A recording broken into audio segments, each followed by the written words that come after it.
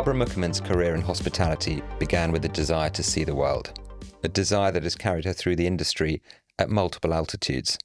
Early years in PR and trade, then Silversea Cruises, helping reshape the proposition around intimacy, craft, and a distinctly Italian sense of detail. On to MSC Cruises, operating at scale across markets, and through the Costa Concordia disaster, chairing the Reputation Committee through a time when leadership became something far more exposed. Along the way, she's built and contributed to brand worlds such as Loro Piana, always close to the customer and to the shifts that matter, watching generational handovers reshape expectation, behaviour, and what people are really buying into.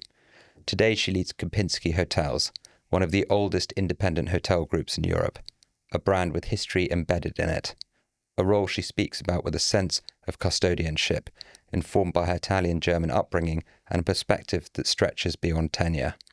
Together we'll explore stewardship in its truest sense, how heritage holds value when it's carried forward intentionally, what scale does to judgment, and where the next wave of travellers will stretch the definition of luxury into something more personal, more fluid, and harder to standardise. Barbara, welcome to What the Lux. Thank you for having me, Anant. It's a huge pleasure to be here with you. It's a pleasure, and it's funny to see you in London after being in Rio last week. Yes, the Rio was more fun than London. Rio, the Copacabana was definitely more fun than London. Thank you for joining. You've described travel as sort of a bit of an original driver for what you do. When you think about that instinct now, what do you recognise in it about yourself? Was it a curiosity, a restlessness? Was it something else entirely? What draws you to travel? I think what is incredible about travel is really discovering the multitude of culture and amazing people that are around the world. I mean, traveling at the end of the day is about getting to a country and discovering new food, discovering new ways of doing things, discovering a lot of history you've not been exposed to. So for me, it's really a drive towards knowledge and really understanding all the incredible facets of the human beings, if you think about it. Yeah, I always think it's amazing how growth and travel has reshaped everyone and given everyone a global perspective. I remember growing up, it's quite common that people hadn't left the country. Absolutely. And how can you grow as an individual if you don't discover other things? You know, when they always tell you in the leadership courses that you have the comfort, you have the stretch, and you have the stress zone. Travel is what stretches your boundaries because you're trying new stuff. And that is really incredible. The other huge force of travel that I think we're underestimating is that a lot of us, we are always afraid of the things we don't understand. If you actually travel around the world, you realize that the world is much more similar than different. And people get less afraid of other people or other culture or different ways of doing things. So it's actually better for the world if people travel more. Because if you're far away, you're very scared sometimes of a different culture, how people dress differently. But once you really go into the depths, at the end of the day, we're all hybrids. We are all the same, but with these beautiful cultural nuances that really make it interesting to go around the world and meet people. It just sort of builds your empathy, doesn't it? I love moments in life where I realise biases that I've carried are broken. It's just sort of like a really key part of growth. Absolutely. And you know, I was also thinking about it. I was very fortunate to work in many different countries around the world. But you realize that when you end up working with a very homogeneous leadership team, magic doesn't happen because everybody thinks the same. While, for example, when you travel or where you have the privilege of working for a global company and you start putting a lot of different point of views around the room, that's when magic happens because that's when innovation happens. That's when you understand the different depths of customer service or what are the new products to present. It can't happen if everybody thinks and acts the same. Yeah, no, I agree. It's so valuable looking outside of your category, having a diverse leadership team, having a multitude of perspectives, and then just encouraging debate. Otherwise, you just end up this horrific state of confirmation bias. What have you noticed about the differences in working culture between the various places you worked in? So I also think there's two differences, and it also depends from the size of the company. I think the United States has the most efficient economical model Yeah. in being able to take individuals and making them work in a system, in a process. While in Europe, and this is similar to Italy, France, or Switzerland, you tend to have smaller companies in which individuals are needed for their vertical skills. It's two very different models, typically driven by the fact that we don't have as huge companies in Europe as we have in the United States. So if you're managing 100,000 people, you need those 100,000 people to work in rules and in groups. Yeah. If it's a team of 1,000 people, the rules are completely different. So the ways of working are actually incredibly different.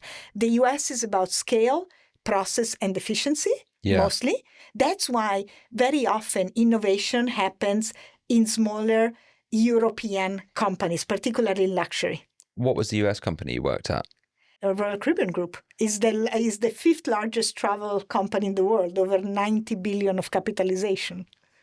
What was it like working in an organization that large? It was amazing. I mean, I am incredibly grateful to the team of Royal that taught me so much about scale, efficiency, what it means working for one of the largest public companies in the world, how to talk to financial analysts, what is really important. I mean, Americans get profitability, KPIs and drivers in a way that honestly family companies in Europe are in a complete different game. Yeah. So. Much more sort of emotionally driven. Yes, but that's why I think every company has a different role, which is, if you look at it, both in hospitality and in luxury, this is what happens. You have some entrepreneur that creates these new incredible luxury products, and then they very often are absorbed by larger American conglomerates that make money with it. Yeah. And it works really well as an ecosystem. Can you just talk through some of the challenges that you had to face within that industry? Because I think it involves such big vessels that need to be moved around. There's so much compliance and safety. There's so many logistics that need to be thought through. So you're absolutely right. In fact, I realized that the two times that I stepped out of the cruise industry, when I was working at Loro Piana and now at Kempinski, you immediately stop getting phone calls at night. Yeah. And you're shifting really from a continuous crisis mode to a very different role, because ships are, I think, one of the best way to see the world, but they're incredibly complicated to operate. Even more so if you're in the luxury expedition market, where, for example, Silversea is a leader, because you have these vessels that are operating for months in remote areas like Antarctica, where you don't have a government, you don't have a coast guard, you don't have procurement, you don't have grocery stores. So this ship becomes a completely self-sufficient mini city. Yeah. So you're running hospitals, you're running entertainment, you're running, shore excursions, you're running everything out of the ship. In an hotel, you are, running the guest, you're running the room. It's probably 30% of the complexity running an hotel. Is it just a much simpler business? No, it's also very, very different from a sales and marketing perspective. I need to caveat that I really live for brands and sales and marketing. That's my passion. Then even if I've done a lot of other stuff, I understand finance and operations, my passion really comes from how do you take highly educated, intelligent people and convince them to acquire something they don't need, which is really at the basis of luxury marketing. Yeah. So if you think about it, the hotel and particularly an expedition cruise, they will have two completely different booking cycles. Because if I'm selling you a cruise to Antarctica, I'm proposing to you a product that has a very long booking curve. So you're now thinking 2 winters down from now. It's a year plus, basically, isn't it? It's a year plus. You're probably being requested to spend $80,000, $100,000, because by the time you're, traveling with your family, with the flights and everything, it's quite an expensive proposition. I'm asking you to start putting that money down now for a product that you will not see in 2 years. And that none of your friends has probably been to, because less than 1 million people in the history of humanity have actually been to Antarctica. So from a marketing perspective, selling that is completely different than, you have a beautiful hotel like the Vierjahreszeiten in Munich. You need to go to Munich for a conference tomorrow. You call me like, Barbara, can you get me a room in Munich? And that's a complete different purchase. Yeah. So what are the complexities that exist in hospitality that are really hard to overcome? So the most interesting difference is that in cruising, nobody ever showed up in a port and said, I want to live on this ship today. While actually in hotels, about 50% of your business, I mean, I'm of course generalizing, this is more for urban hotels, the booking will happen in the last 2 weeks. Okay. Before the stay. So foresight. So for me, for example, it was absolutely nerve-wracking when I moved to hotels, because you ask for a booking curve and the hotels are empty. And the sales team is looking at you like you're a crazy woman. Like, why do you stress? Yeah. If you build them, they will come. Well, that makes me very nervous. Do you think the categories become more appealing to younger people over the last decade? Totally. Absolutely. I mean, also because if you're thinking about cruising is a very practical way to see the world. It's also typically giving more value for a corresponding land-based product. And this is due again to the economics of the business. A ship is mostly foreign flagged, which means that you can hire from amazing talents around the world. And so on average, you tend to pay less for a crew member than what it will be, for example, for a butler in a European city. Because you manage to hire from a much broader group. I never so thought of there that. are some amazing Indian butlers. Indian butlers are the best. Yeah.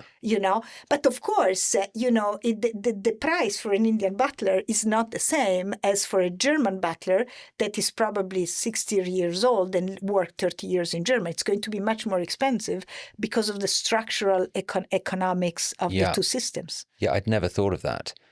I think I once anecdotally had a conversation with you, and we were talking about the level of supplies needed on a vessel, and I was sort of blown away by how much you have to keep on board. Yeah, absolutely. I mean, again, if we go back to products like Fly and Cruise in Antarctica, this is the top of the range for people who don't want to do the Drake Passage. They'll take, flights that are chartered by the luxury cruise companies to be able to land in King George Island, then live 6 days on the ship. And enjoy the amazing beauty of Antarctica. Those ships, they typically stay in Antarctica for 3-4 weeks without going back to Chile or Argentina. Yeah. So you need to have everything that 400 people between crew and guests will need for a month. It's wild. And typically the average consumption in a luxury cruise is 1 bottle of wine per day per guest, including children. That's the average consumption. That's an enormous amount. That's an enormous amount of bottles. Imagine how much champagne you need to carry, for a month in Antarctica. It's completely wild.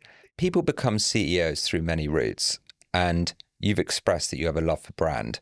What is the psychology of value? How do you create desire that wasn't there otherwise? But you've also been hardened by a lot of operational and sort of almost logistical exposure and experience. How do you think that's shaped you as a CEO?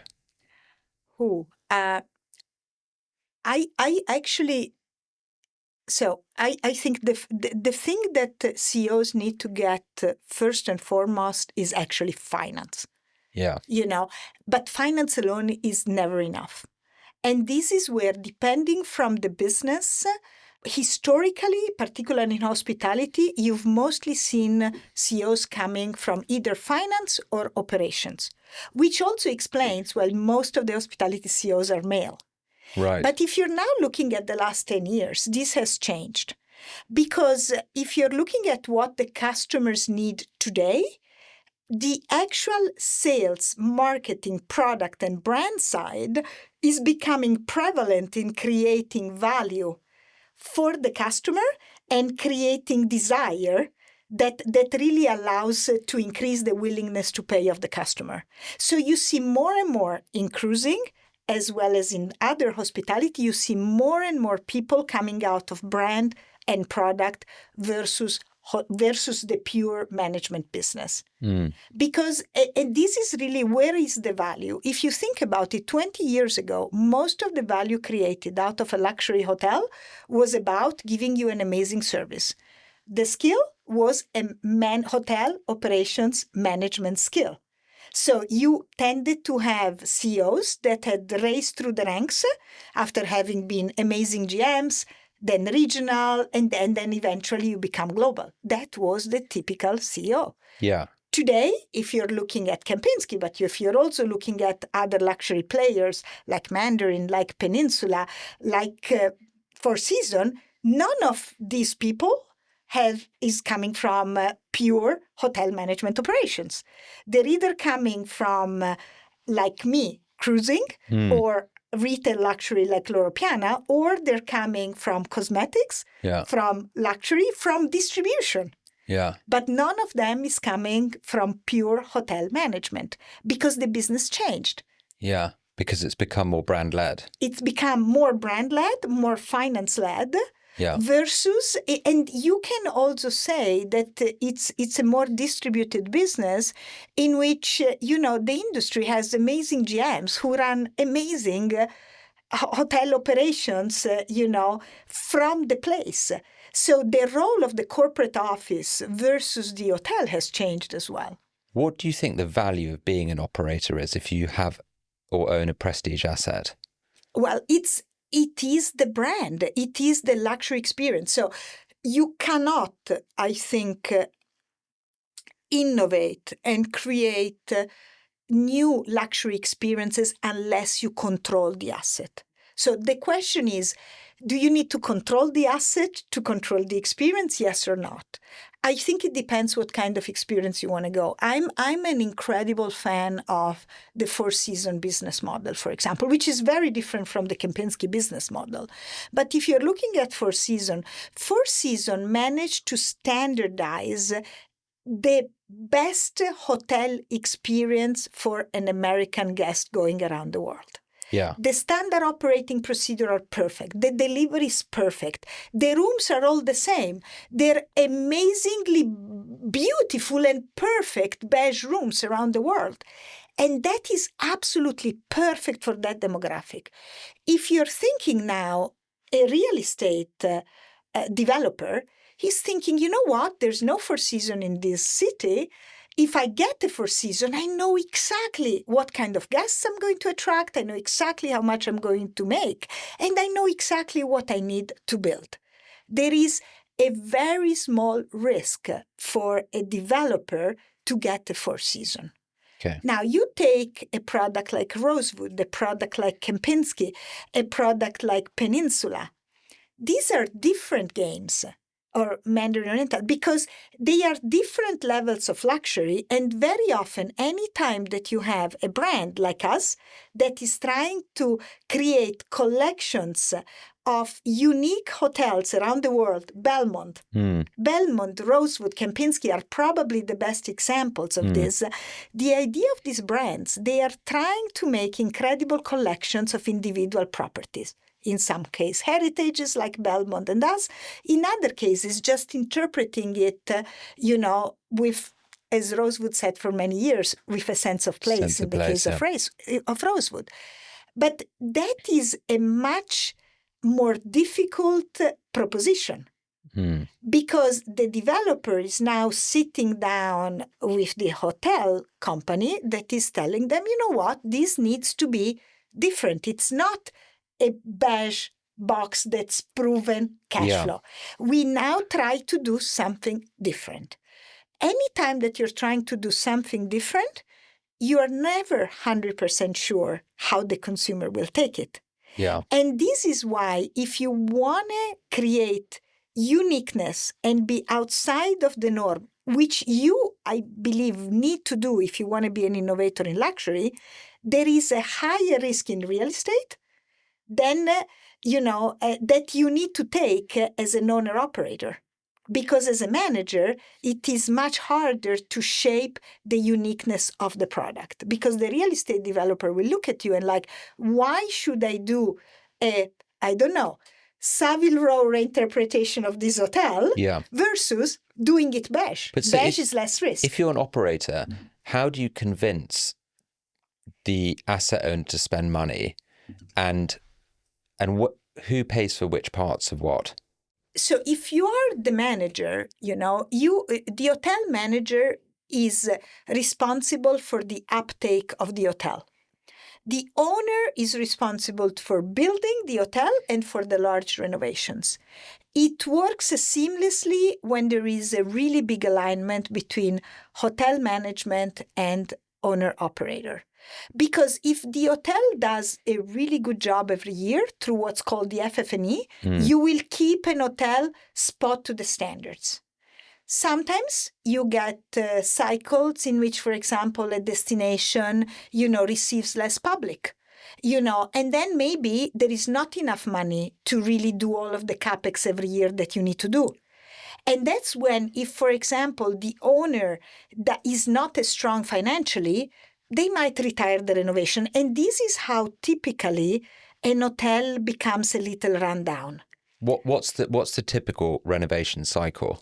In luxuries, between 8 and 12 years, depending really from the occupancy and the location of the hotel. How long are you normally closed for during a refurb? Okay, this is where between cruising and hotels are completely different words. So, and this also goes back to what's the economical difference in the model. So cruises, you amortize, over maximum 20, 25 years. It depends from which accounting standards you're looking for. But you actually need to start making money after 5-6 years. So it's really a big cash machines that need to produce a lot of money very fast. So ships go around the sun all the time.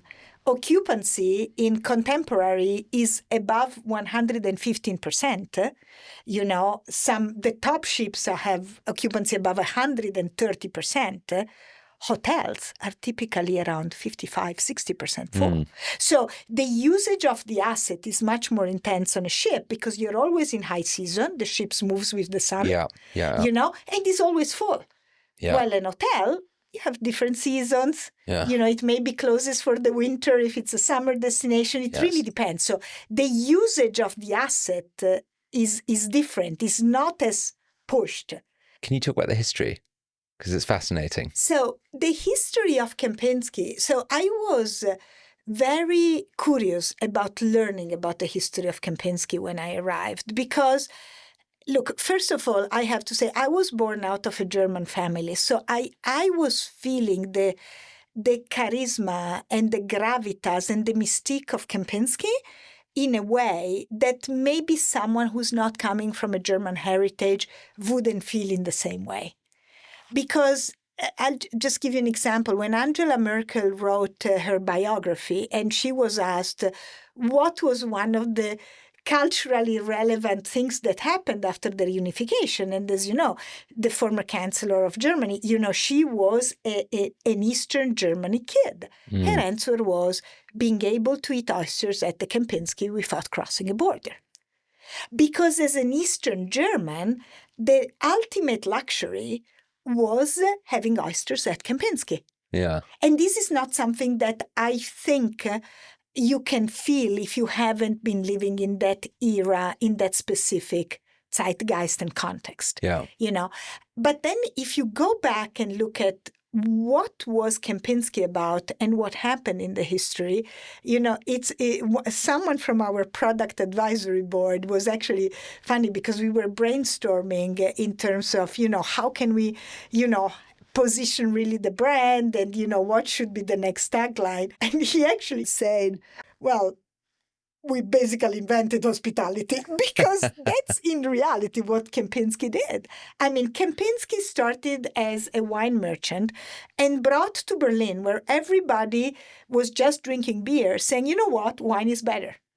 And then from there, he said, you know what, wine is even better if you drink it with food. And so, for example, he invented aperitif. He started offering white wine with oysters. It was the first one in the world.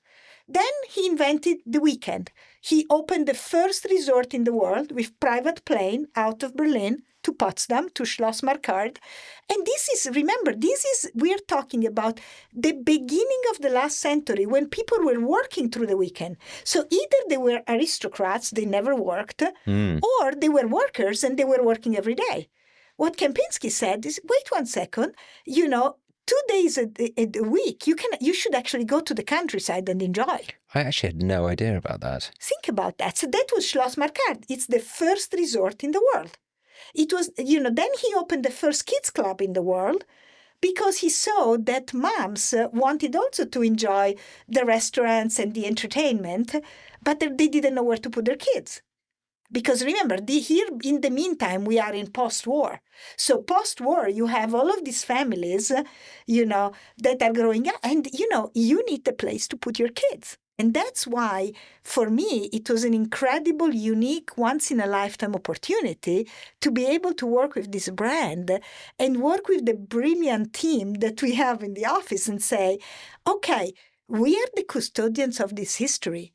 What is relevant for the luxury consumer today in a world that's much more diverse, there's so much more offer than really when Kempinski started? Well, I can see the allure because obviously also being somewhat familiar with Kempinski, it is only when I really looked into it that you realise how much spirit and story and joie de vivre, whatever, joy for life there is in it all. But I don't think that's come across for the last decade. Not at all, which is why, at one day, like the most brilliant branding ideas are so simple that the first time that you look at them, you're like, boo. Yeah. Imagine, when many years ago, someone went to the Nike CEO and said, our new tagline is just do it. I'm sure that was a moment of down in the room. Yeah. Because I'm like, what does it mean, just do it? But there is the philosophy of a brand that is empowering you just to feel, that there's an athlete in everybody is huge. Kempinski is very similar. We are now explaining to our teams, and as a platform for the relaunch, we are really just taking what Kempinski has always done, which is delivering the good life, and just explaining it as a point of view. The point of view of Kempinski is that you just need to enjoy the best of every destination. And you just do it. Just do it in sense of just have fun. Just enjoy it. And this is why Kempinski is a brand and is not a logo. Because, again, go back to where it started.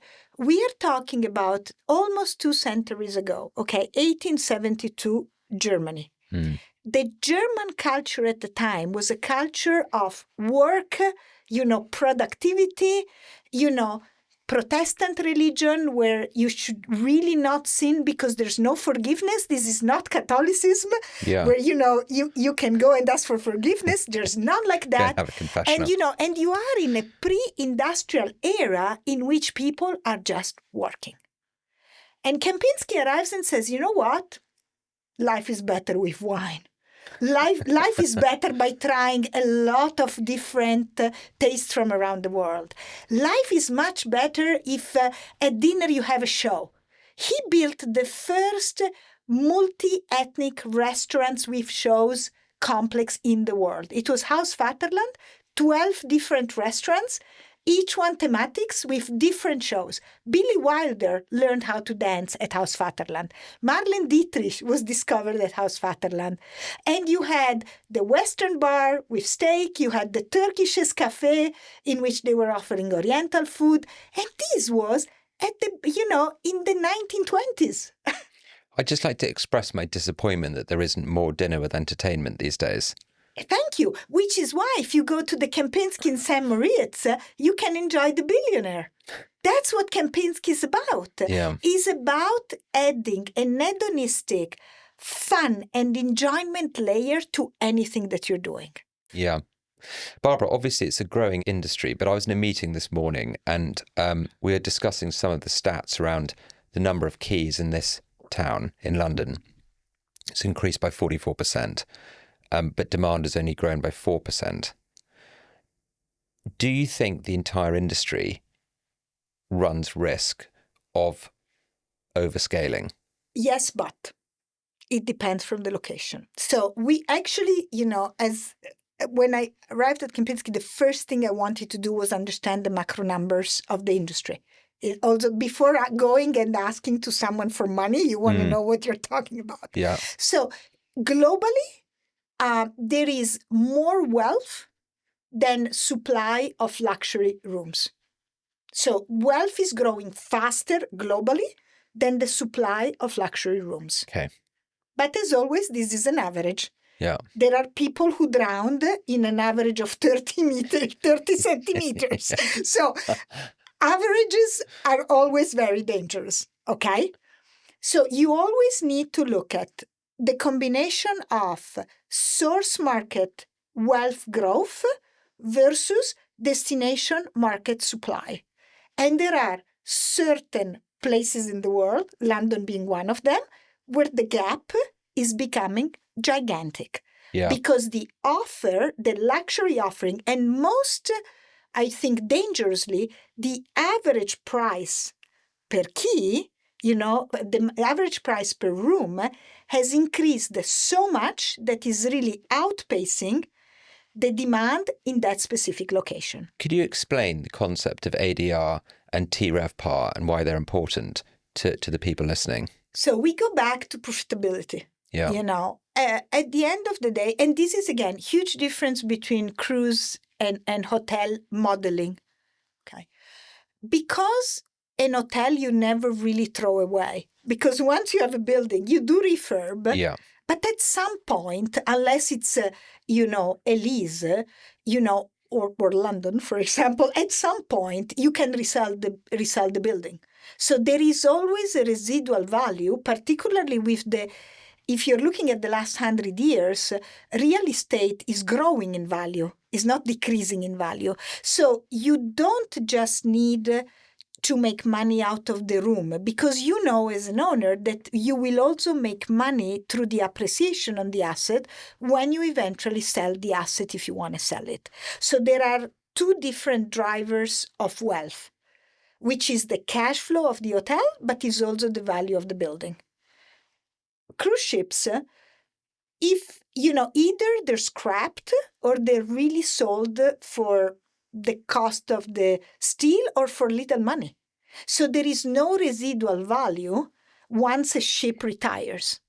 So this is why ships need to always run full, because they need to pay the asset in full. The whole model is based on very early at the beginning, and then the cash flow just needs to service, let me say, the refurbishment, and increasing, of course, the profitability. The more years a ship keeps producing a very high cash flow, the more that original investment will be a great one. Yeah. In hotels is very different. So that's why, because you cannot move the hotel with the season, the hotel is always in the same place, it is fundamental to get right the equation between how much cash flow is each key of the hotel producing versus what was the original investment. And this is actually when most hotels that go bankrupt or situations is that this balance was not well managed. And this is where we get to the importance of ADR. ADR is basically the average rate per room. So again, in luxury, typical luxury ADRs are above $500 a day. There is a huge difference in average ADR depending from geographical locations. So again, on average, rooms in Asia and in the Middle East, they will cost much less than rooms in Europe and in the US. So on average, in luxury, the highest ADRs, you get them in Europe, resort, followed by America, resort, followed by Asia and Middle East. Okay. So your ADR will already depend from where am I. Even in the luxury end of the spectrum, the average ADR changes a lot. And this goes also again to the cost of of offering and servicing that room. Okay.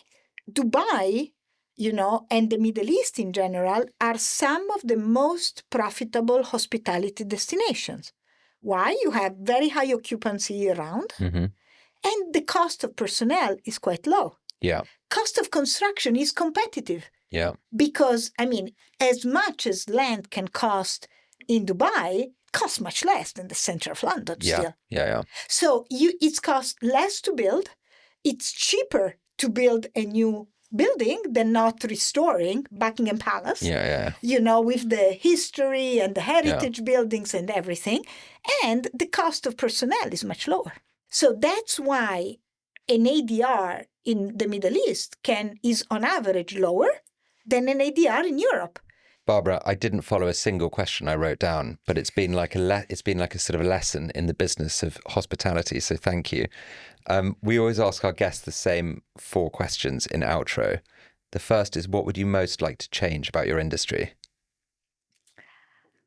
I would like to really innovate more. It's an industry that, if you think about when it started 250, 300 years ago, it's still doing the same thing. I'm offering you a bed and some kind of service. Yeah. I think the role of the hotel should be much more. Yeah. I also think that. I think that we've taken so many things out of the everyday that hospitality provides a stage for life. And I think it could be more. I think we should have a bigger role in a city. I love the fact that in Munich we are called the living room of Munich. Because that's what an hotel should be. An hotel should be that place where the local elite wants to go. That's actually what Sharon did so well with the Hoxton. Yeah, absolutely. He sort of invited the outside in. And it's fundamental because then the hotel is alive. The hotel has a civic role. Yeah, exactly. I think that's key. Fundamental. Especially in the world we've created today. Yeah. Perhaps linked to that, what most concerns you about the world we're leaving the next generation? One thing is that if we are exaggerating on the affordability of travel, I think less people will be able to really enjoy traveling. And this is a huge risk. The second risk is that the world becomes exactly the same. We are losing so many rituals, so many cultures around the world, and the world is losing so much of its diversity that it's getting less interesting to visit as well. So I really, something that I feel like looking at my grandchildren, actually, I'm thinking about, they will never see Oman the way I saw it 20 years ago. Barbara, if you had to give up your job tomorrow, what would you do? Oh, I don't think I'm ready to change job. I'm enjoying it just too much. But if you had to, change industry, not just job. I would probably look for another heritage brands. Okay, fine. And then lastly, what's the most exciting thing for you in the next 5 years? Is bringing Kempinski to the next level. I mean, I know it sounds so banal, but if I think about what is the rightful place of Kempinski, we can get there and we will. I look forward to watching it. Thank you, Barbara. Thank you, Anant.